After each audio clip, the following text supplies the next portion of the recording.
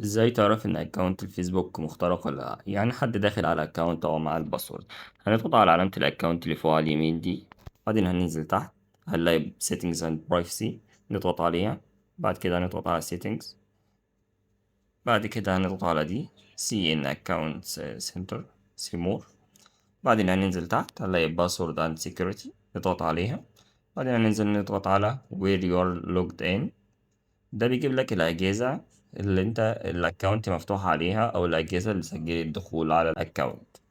فلو في أي جهاز مسجل دخول انت شاكك فيه بتختار الجهاز، وبتعمل بعد كده ساين اوت من الجهاز ده. ولو لقيت أي أجهزة انت شاكك فيها مش أجهزتك أو انت مسجلتش دخول على الأجهزة دي بالأكاونت بتاعك، ترجع تاني تعمل تشينج باسورد. بعد كده بتختار الاكونت بتاعك وتعمل له تشينج باسورد وتغير الباسورد علشان محدش يدخل على الاكونت تاني. لو عجبك الفيديو واستفدت ما تنساش تتابعني عشان يوصلك كل جديد.